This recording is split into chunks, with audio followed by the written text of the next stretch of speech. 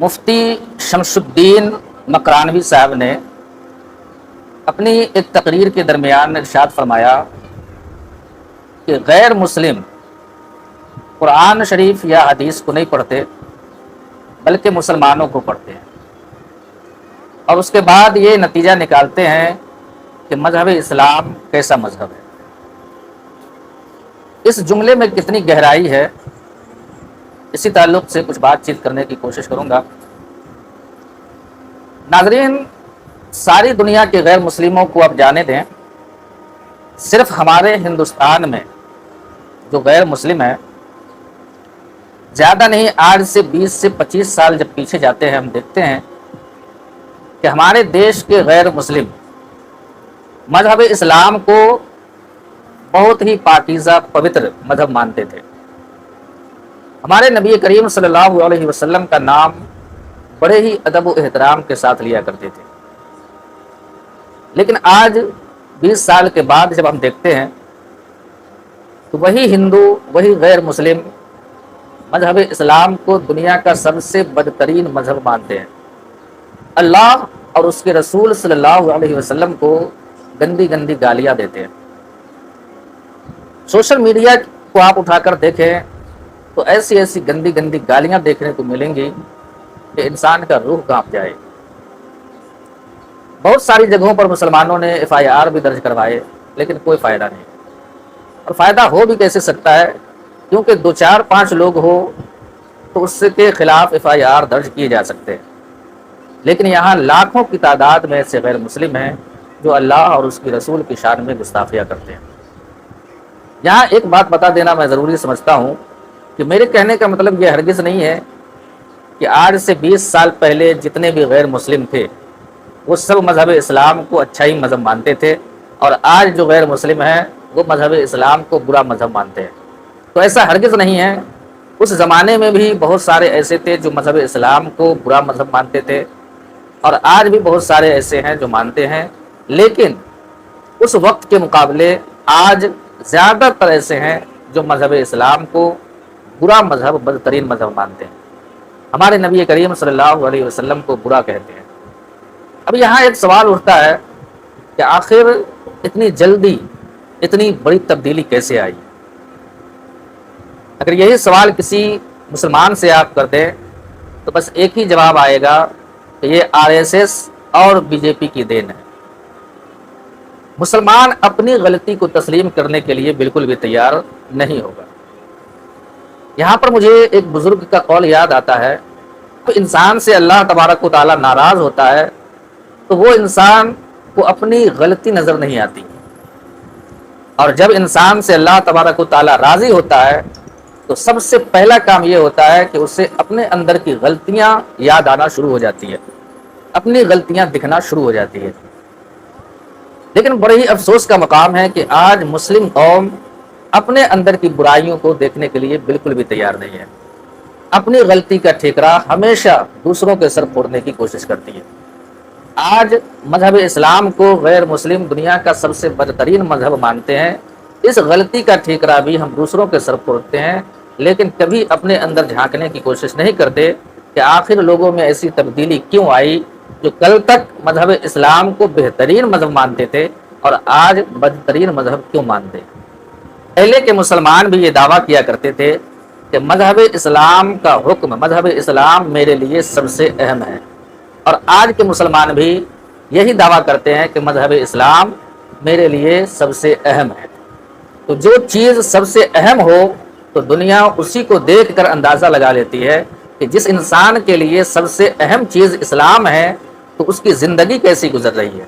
اگر اس کی زندگی اچھی گزر رہی ہے تو اس کا مطلب ہے کہ اس کا مذہب جو سب سے اہم ہے اس کے لیے اسی کے مطابق گزر رہی ہے۔ اگر اس کی زندگی بری گزر رہی ہے، اس کے اعمال برے ہیں، تو اس کا مطلب ہے کہ اس کا مذہب برا ہے، کیونکہ اس کا دعویٰ ہے کہ مذہب اسلام سب سے پہلے میرے لیے ہے، تو اس کا مطلب ہے کہ مذہب اسلام انہیں برائی کرنے کا حکم دیتا ہے۔ پہلے کے مسلمانوں کے عمل کو دیکھ کر غیر مسلم ایمان لے آیا کرتے تھے، اسلام میں داخل ہو جایا کرتے تھے، اور جو اسلام میں داخل نہیں ہوتے تو کم از کم اتنا ضرور تھا کہ وہ مذہب اسلام کو پسند کرتے تھے۔ لیکن آج مسلمانوں کی حالت کو دیکھ کر غیر مسلم مذہب اسلام قبول کرنا تو بڑی دور کی بات، بلکہ مذہب اسلام سے نفرت کرنے لگے۔ پہلے کے مسلمانوں کے عمل کیسے ہوا کرتے تھے بتانے کے لیے تو بے شمار واقعات ہیں۔ صرف ایک امام اعظم ابو حنیفہ رحمۃ اللہ تعالیٰ علیہ کا واقعہ آپ لوگوں کو بتاتا ہوں۔ امام اعظم ابو حنیفہ رحمۃ اللہ تعالیٰ علیہ ایک بہت بڑے بزنس مین تھے۔ آپ نے کسی غیر مسلم کو کچھ پیسے قرض کے طور پہ دیے۔ اس انسان نے جو وعدہ کیا تھا جس تاریخ کو لوٹانے کا پیسہ، اس تاریخ کو اس کے پاس پیسے نہیں ہوئے، وہ لوٹا نہیں سکا۔ اب اس انسان نے اس راستے پہ جانا بند کر دیا جہاں امام ابو حنیفہ رہا کرتے تھے، کیونکہ اس کی یہ سوچ تھی اگر اس راستے سے گزرا تو امام ابو حنیفہ رحمۃ اللہ تعالیٰ علیہ انہوں نے جو مجھے پیسے قرض دیے ہیں اس کا مطالبہ کر دیں گے اور میں کوئی جواب نہیں دے پاؤں گا، مجھے شرمندگی اٹھانی پڑے گی۔ ایک دن جب وہ اپنے گھر سے نکلا تو کیا دیکھتا ہے، باہر امام اعظم ابو حنیفہ رحمۃ اللہ علیہ کھڑے ہوئے ہیں۔ یہ شخص بہت گھبرایا، یہ سمجھ گیا کہ یہ پیسے کا مطالبہ کرنے کے لیے میرے دروازے تک تشریف لائے ہیں۔ فوراً شرمندگی کی حالت میں آپ کے قریب پہنچا اور کہا، حضور میں اپنے وعدے کے مطابق آپ کا قرض لوٹا نہیں سکا، اس کے لیے میں بہت شرمندہ ہوں اور کوشش کرتا ہوں کہ جلد ہی آپ کے پیسے لوٹا دوں گا۔ امام اعظم ابو حنیفہ رحمۃ اللہ علیہ نے فرمایا کہ شخص، میں نے تجھے قرض دیا تھا وہ مجھے یاد بھی نہیں ہے،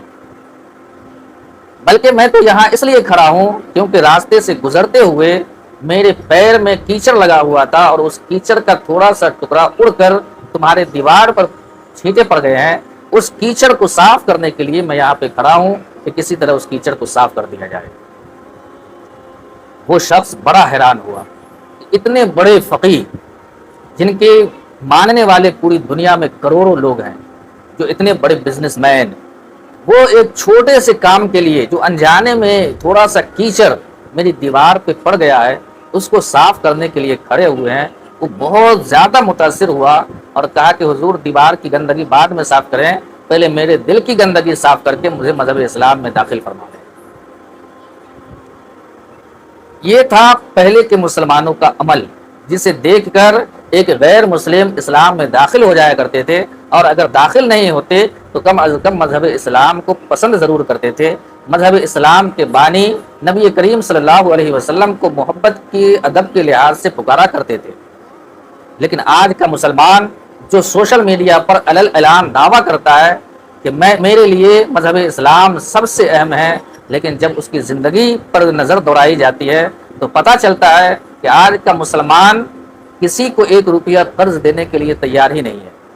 کروڑوں کی دولت اس کے پاس ہے، لیکن اس کے باوجود اپنے پڑوسی تک کو قرض دینے کے لیے تیار نہیں ہے، اور اگر قرض دے بھی دیا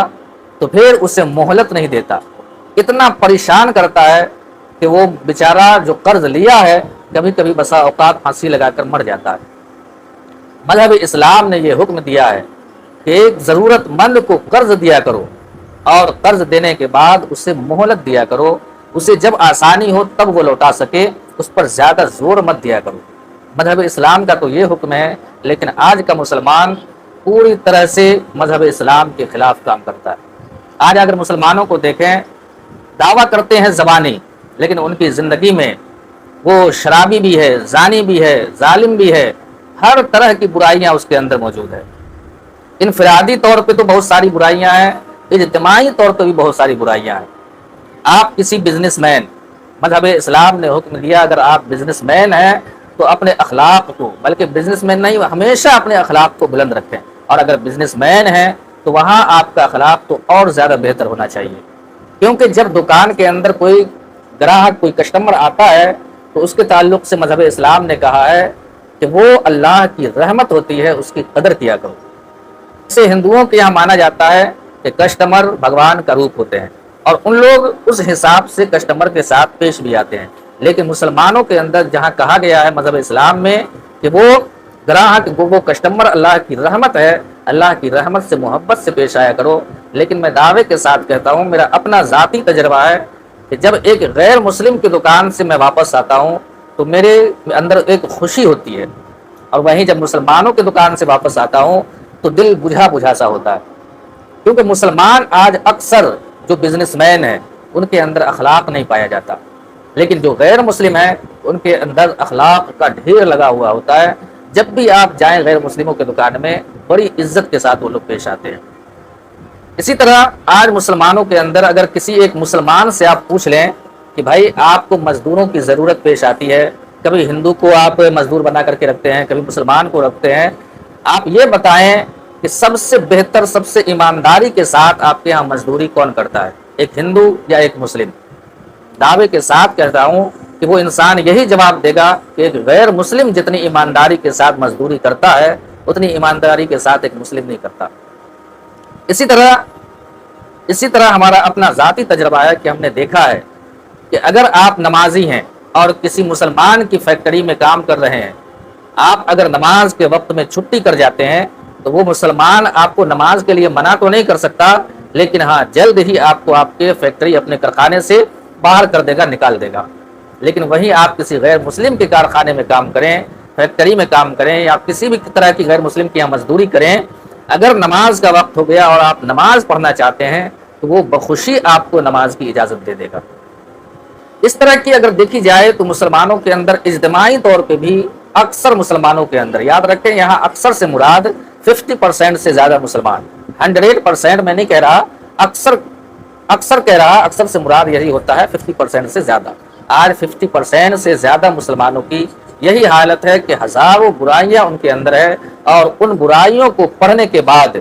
کوئی بھی انسان مذہب اسلام کو اچھا مذہب نہیں کہہ سکتا. اللہ کے رسول صلی اللہ علیہ وسلم کی شان میں وہ گستاخیاں ضرور کرے گا. تو یاد رکھیں، اپنے اعمال کو درست کریں، کیونکہ آپ ایک بڑے خوبصورت مذہب سے جڑے ہوئے ہیں. آپ کو لوگ پڑھتے ہیں اور مذہب اسلام کے بارے میں اپنا رویہ قائم کرتے ہیں. تو اپنے عمل کو ہر ممکن کوشش کریں درست کرنے کی، چاہے آپ نوکری پیشہ ہو، چاہے آپ بزنس مین ہو، ہر جگہ ہر طرف خدمت خلق بھی آج مسلمانوں کے اندر سے بہت ہی زیادہ کم ہو گیا ہے. لوگوں کی مدد کرنا، ہمارے بزرگان دین پہلے کے مسلمان جہاں مسلمانوں کی بھی مدد کیا کرتے تھے، غیر مسلموں کی بھی مدد کیا کرتے تھے، لیکن آج کا مسلمان اپنے سگے بھائی کی بھی مدد کرنے سے گریز کرتا ہے. تو انہی چیزوں کو دیکھ کر جو غیر مسلم ہیں وہ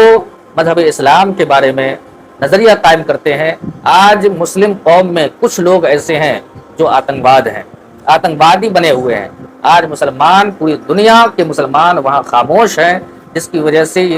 غیر مسلم یہی اندازہ لگاتے ہیں کہ مذہب اسلام میں آتنکواد کا وجود ہے اور مذہب اسلام حکم دیتا ہے آتنکواد پھیلانے کا. تو ہم سب کے لیے ضروری ہے کہ جہاں اپنے اندر کی برائیاں کو ختم کرنے کی کوشش کریں، وہاں ایسی چیزیں جس سے مذہب اسلام بدنام ہوتا ہے، جیسے آتنکواد کی وجہ سے مذہب اسلام بدنام ہے، تو اس کے خلاف بھی ہم سب کو مل کر آواز اٹھانی چاہیے. آتنکوادیوں کے خلاف آواز اٹھانی چاہیے تاکہ دنیا کو پتہ چلے کہ مذہب اسلام میں آتنکواد کا وجود نہیں ہے، بلکہ مسلمانوں میں کچھ لوگ ایسے ہیں جو آتنکواد کا راستہ اختیار کر چکے ہیں. تو یاد رکھیں، اگر کوئی غیر مسلم اللہ و رسول کی شان میں گستاخی کرتا ہے تو اس کو راہ راست پر لانے کا، اس کو سمجھانے کا بس ایک ہی طریقہ ہے کہ اپنے اندر کی جو برائیاں ہیں اس کو ختم کی جائے. اگر ہم FIR درج کروانے کے پیچھے پڑ گئے تو کبھی بھی ہم کامیاب نہیں ہو سکتے، اور کبھی بھی اس کے دل میں وہ پہلے والی محبت ہم نہیں لا سکتے.